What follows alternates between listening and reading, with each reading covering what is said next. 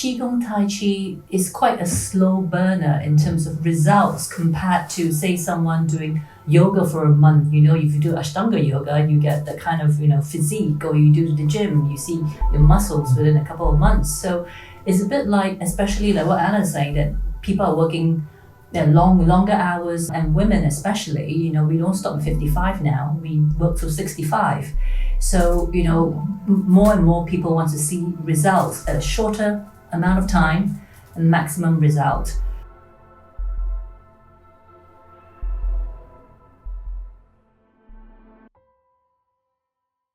So, I think maybe we are the few I would consider myself fortunate ones that we've been practicing with you for about 10 years. And we've been through that journey before we hit perimenopause.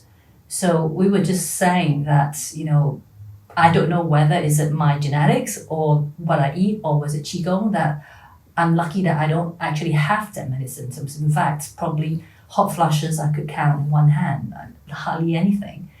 But I think that's just speaking for myself, is that practicing Qigong has kind of released the tension and anxiety, and I think that contributes to what kind of stuff you manifest. Absolutely.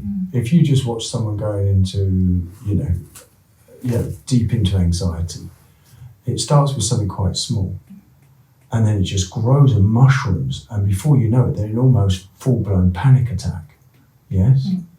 And so if you can hit that at the beginning and you can neutralize that, then it doesn't take that much work. And Qigong is extremely good at grounding people. There is a relationship between how grounded you are and the anxiety that you are experiencing. Anxiety brings all the energy up into the head for a start. So if you know how to ground your energy, well, that just starts to neutralize it immediately. Women in that condition, just going into menopause and starting to get into the anxiety and if they don't have any tools to deal with their energy, that rising, that anxious, that vibratory frequency that you get in anxiety, yes, if you don't have any tools to deal with that can get out of control. And that can make the body symptoms way worse, The mind controls the chi controls the body, and Going back to what you were saying earlier, is that modern day expectations are that the woman works, like I said, till 60, probably could be 70s now, isn't it really? But also for an awful lot of women when they're menopausal, they also have teenage children going around the house at the same time. So you're all going through kind of a big hormonal shift. They are going through a huge hormonal shift in amongst a time in modern day life, and there's all this, the world's a bit bonkers at the moment, isn't it? And you're then told that you should go and lift weights 5 times a week as well. Maybe you should be taking HRT as well, and while seeing your friends and trying to please your partners, and it's just like all of that. And then you've got an antidote, which is something like Qigong, Tai Chi meditation available, but it's kind of small in comparison to the huge amount of messaging that's out there, that's given to women right now. It's just, no, you need to overachieve. If you're not overachieving, you're not achieving at all, essentially. But what we're saying is just, hold on. You need to do less to achieve more, kind of really. You also need to listen. I think, so that's another factor that's really disappearing in modern life, just listening to other people. And that then filters into listening to your own body, because if you really tune into what your body's saying, I experience anxiety as sort of adrenaline, boom, sometimes in the middle of the night. It's like an adrenaline shot. It's quite an odd thing. I never experienced it. But it's literally, it's not even anything, I'd be dreaming and feel it in my dreams, or my dreams would start. So it's not a sort of conscious thing. It's a subconscious process. For me, the thing that worked above all else was circular breathing, lying in bed and just doing really long breathing. And it's so simple, but I just decided that's what my body needed, and it works every time. I know sometimes it can make you overweight, but for me it's just an instant kind of tranquilizer. But that's not me going online and seeing a course and somebody telling me to do that. It was just something I sort of intuited. And I think that's a side effect from the Qigong practice for years as well. Listening, feeling into the body, knowing how much it contains. It's not really a side effect. Just so you The know, main. right? It is an effect. All right, side effect. No. It's the effect. Right. Because what is Qigong doing? What is Tai Chi doing? It's putting your mind inside your body. You're feeling your body. You're moving your body in extremely fine and complex ways. And to be able to do that, to get the fine motor control of your muscles that we use in Qigong and Tai Chi, to actually do that well, your mind has to be inside your body. And when your mind goes inside your body, you start to feel it deeply. So whenever you have an issue coming up, yes, you feel that issue when it's a small issue and it's easy to deal with. You know, if we go back to the anxiety, so what is the anxiety? Anxiety is the negative emotion of the heart. What's the positive emotion of the heart? Joy. So anxiety destroys joy. So if you can neutralize that anxiety as it just starts, you can bring yourself into that state of joy again. Yes?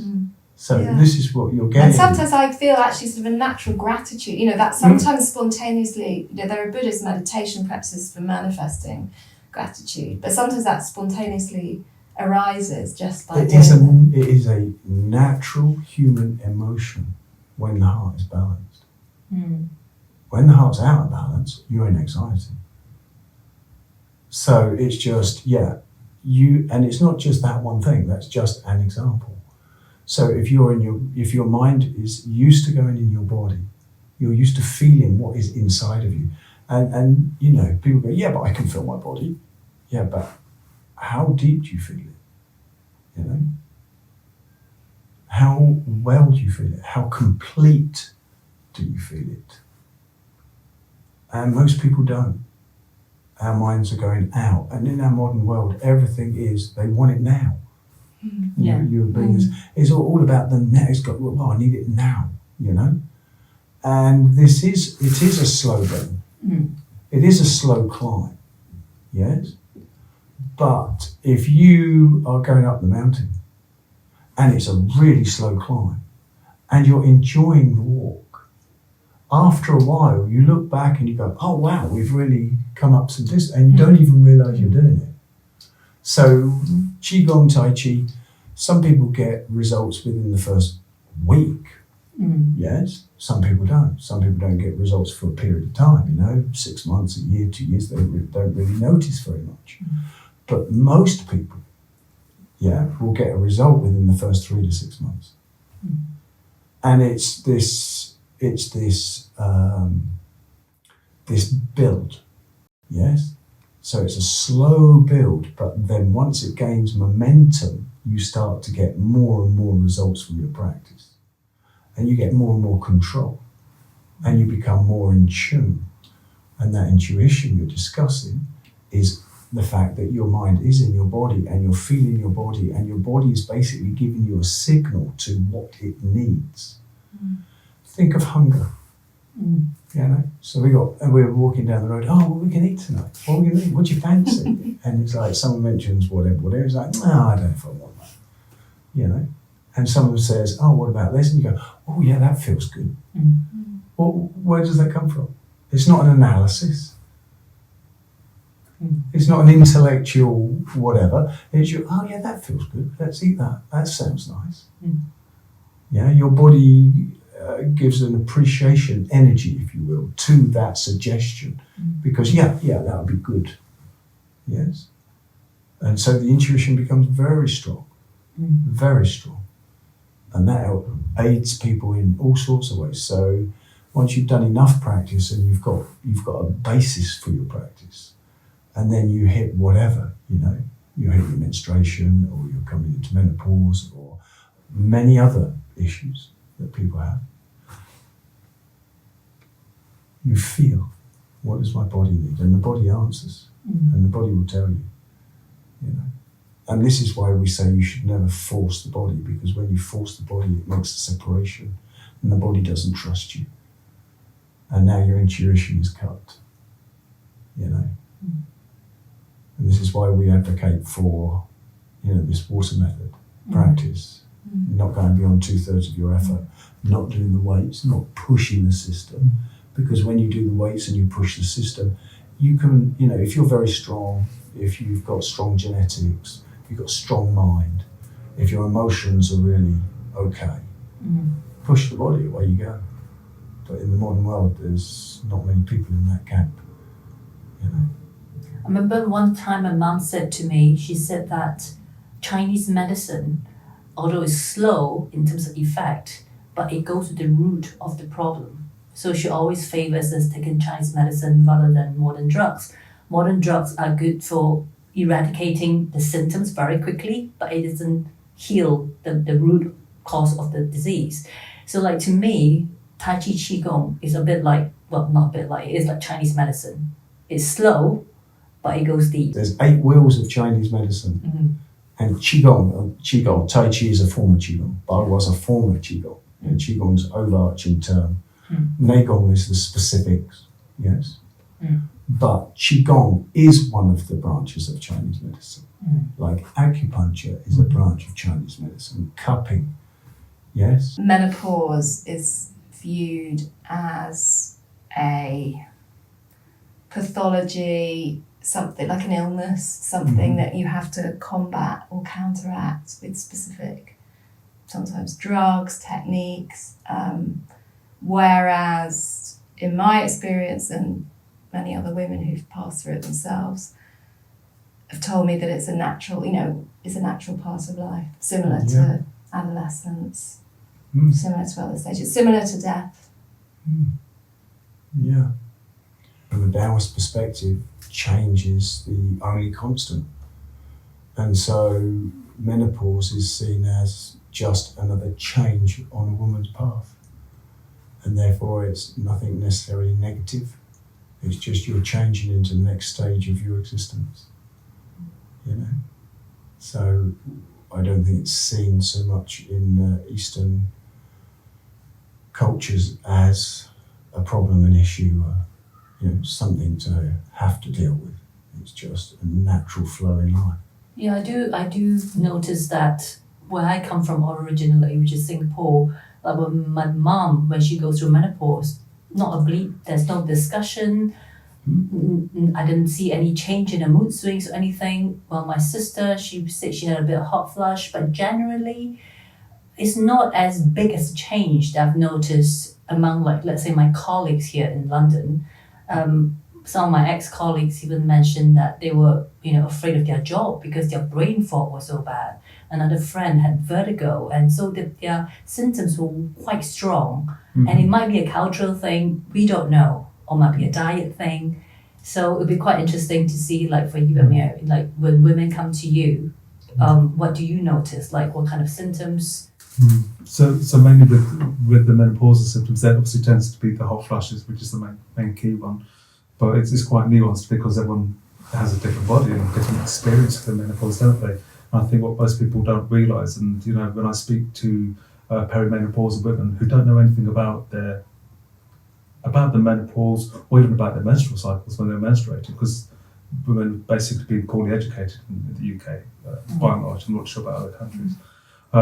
They don't understand enough about their bodies and what the cycles are, what's happening.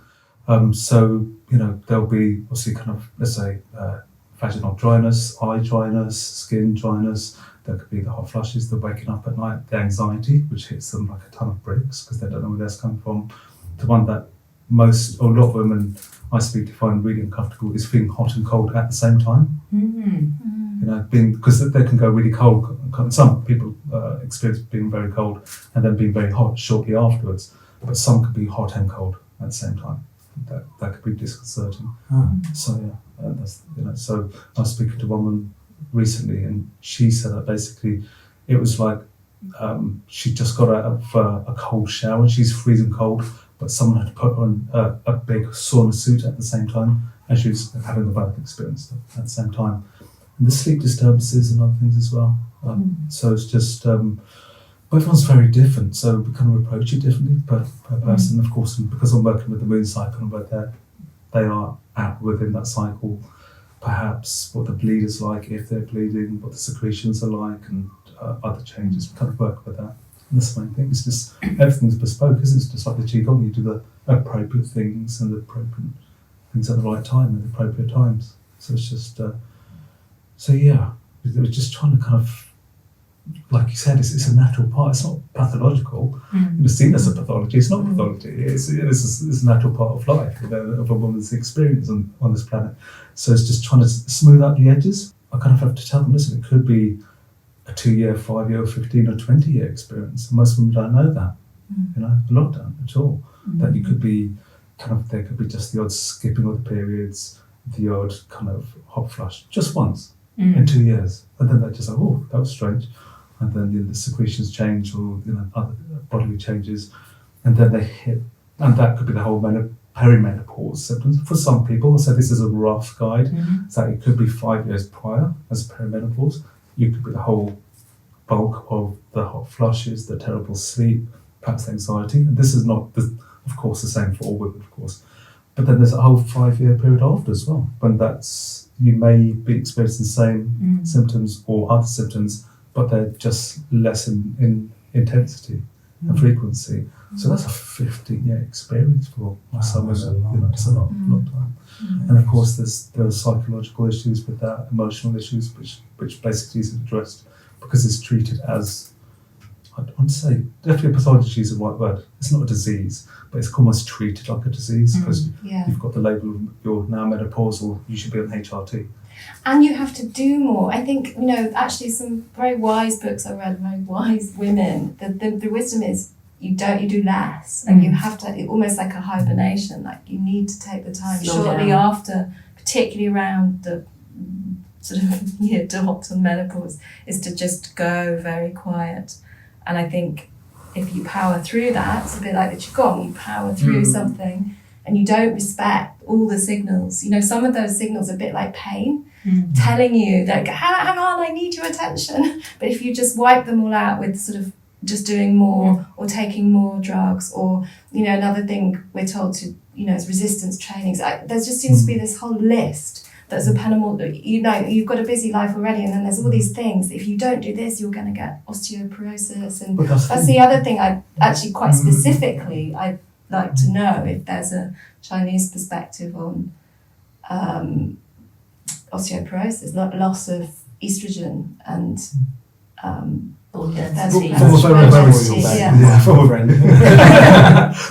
from a very, very simple point of view with regards to Chinese medicine, because you've got, without getting too nerdy and techy about it, you've got kind of classical Chinese medicine, which is kind of pre-60s and 70s, and there's kind of the new kind of stuff, much more TCM-based stuff that you find in all the Chinese hospitals, and which is very different. But essentially, when you kind of hit the menopause, is basically when your estrogen lowers and your testosterone lowers as well.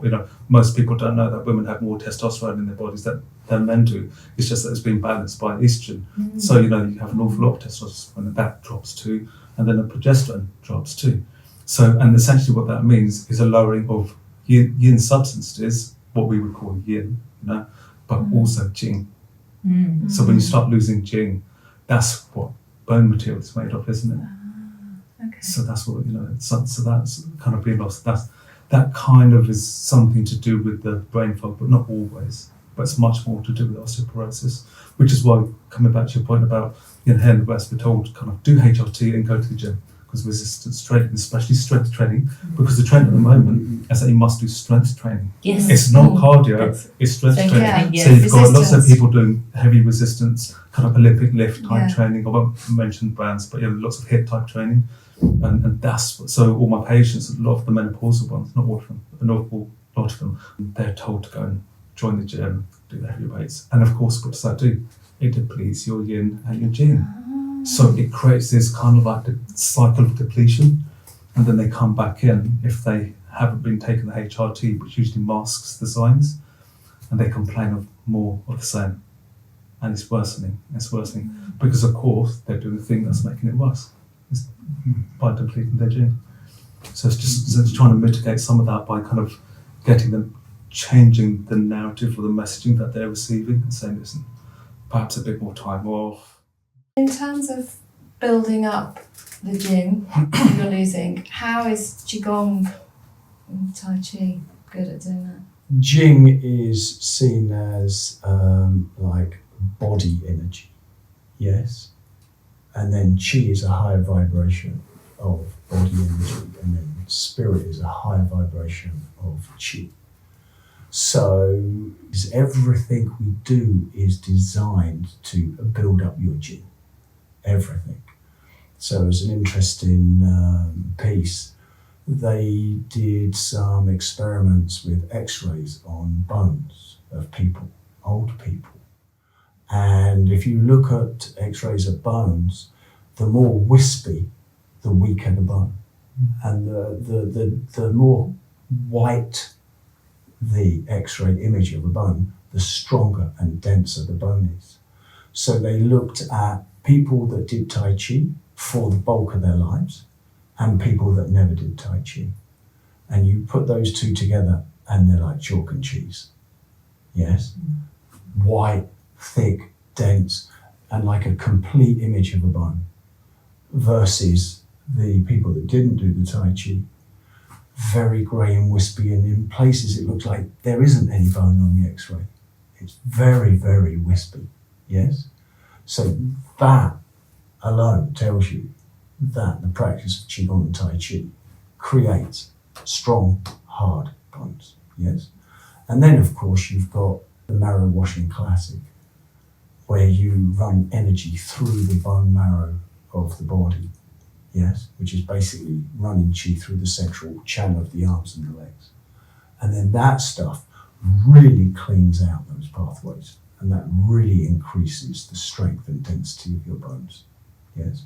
Obviously not in a single session, but we're talking about ongoing practice. Everything in Taoism is about you pick up a practice and you play with it for a while. Because I mean, earlier we were talking about, oh, you got this, you got that. It's not like you wake up every morning and go, oh, today I fancy. Yes? It's like, okay, at the moment, my requirements are, and therefore I'm going to go into this. Yes? But now when you're kind of picking and choosing in that way, it means that you've already gone through a process where you focused on this specific for some months, and then maybe even some years. And you focused on this. You know, I like this 3, 6, 9, 12 month blocks, these blocks. So you do something for a while, you do it for a few months, and you see what it does for you. And then maybe you learn another practice and you do that for a few months. Well, if you do something for a few months, you don't really go into its full depth. You know, you get an idea. You know, it's long enough to get an idea of what you're doing, but it's not enough to really embody it, really deepen it. So then, the next time you come around to that practice, maybe do 6 months. You know, some practices I've done that have been on 1 and 2 year cycles, because it takes that long to really go through it. Especially when you're working specific energy channels in the body, it takes a while, maybe a week or so, to clean out a specific channel of your body to some reasonable degree. And then you go to another one, and you've got a lot of channels. So, you're going through all the main channels of the body one by one, or in pairs, in small groups, to clean them out. Because if you try and just put your mind through all the channels of the body, then that's crazy. You're never going to hit them all. You're never going to. But when you focus your intent into moving specifically through particular channels, I mean, this is what Dragon and Tiger does, isn't it? It moves through specific channels. Well, that's an outer meridian Qigong. Something like Heaven and Earth or God's Plan in the Clouds, that goes much deeper into your left, right, central channels and all the cross-connection channels and other major channels in the body. And so you go through those, you know. And so as you're doing that, you're cleaning out all the nonsense and you're upgrading your chi. And so Taoist perspective is, you have a body, you're working with that body, but that body is run by energy. Yes? And so when you clear out your channels and you develop more energy, your body becomes stronger, healthier, and that's what's going on in that Tai Chi with those, with those X-rays. That's what it's showing. These people, and they're not necessarily doing really strong, really deep Tai Chi. It's just they have a Tai Chi practice. Yes? They're not masters, They're not doing it perfect by any stretch, but they're getting really good, strong bodies from doing it. And again, we're back to this whole Qigong Tai Chi thing. you know, Qigong is preferred by some people. Why? Because it's repetitive motion, it's simple, it's less demanding on the body. Yes? The Tai Chi form we're doing now, you know, as we're going deeper and deeper in, people are complaining more, you know, like, oh, well, I really feel that. And at the end of the day, people are washed out because of the depth of the practice, right? And the Tai Chi postures are much more open, you know, they're much more open and expansive than the Qigong postures, or a lot of the Qigong postures, not all Qigong postures, but a lot of them. And the stances are bigger. And so it's pulling your body about and it's moving the blood stronger. I mean, people have been sweating in there. It's not that hot, you know. And that's the blood they're moving, that's the chi they're moving and developing. And yeah, it's got to do some good. So if I'm a 45-year-old woman sort of in perimenopause and wanting to take up Tai Chi or Qigong, it's definitely worth, you know, that will definitely have some benefits as you're going through. It would be better if they learned it before. Because if you know it before, you now can apply it. So you've got to learn what it is and you've got to be in that realm for a while in order to know how it affects you. So yes, it will be very beneficial for you to learn it if you're just coming into that cycle. But if you knew it before that cycle begins, it would serve you way better. Yes, it's the same as injury. Let's look at it from this perspective. If you get an injury and then you want to learn Qigong and Tai Chi, well, you're compromised in some way now. And so it's going to be harder for you to learn it. And it's going to be harder for you to get to that level that it's really going to be doing stuff for you. Yes? If you know it before, you can implement it immediately. And that means if you have an impact injury and you're not bleeding, you immediately start to pulse everything you can pulse. Everything, your joints, your cavities, your organs, your blood vessels, anything you can pulse. Your muscles, all your soft tissues, you just pulse absolutely everything in your body. Why? Because it stops that impact embedding itself deeper into your system. And you immediately start to clear it out of your system. If you have had an impact injury and you're bleeding, pulsing is contraindicated because it will increase the blood flow. And when you're bleeding, you don't want to increase blood flow, right? So then what do? Dissolve. You dissolve that impact out of your system. You dissolve it out of your body. You release it out of your nerves. You tap it off and you ground that energy, that impact energy. You ground it. Yes? But you can start immediately. Now, if you have that impact injury and then you go, a few months later, you find your body's really tight and you're hard and you're in pain and all these things. That's where I was when I was in my early 20s. And now you've got to learn it. Well, it takes some while, right, to get to that level where you can get rid of that stuff that's now set in your body. Yes? So learning it in advance. And of course, young people go, I'm young, I'm strong, you know. I don't need Qigong. Qigong's for old people. But I've seen people turn their lives around with a bit of Qigong. I've got one student at the moment and he's 71 I think, and he only started like a year or two ago, and he said already it was like, I feel like a new lease of life.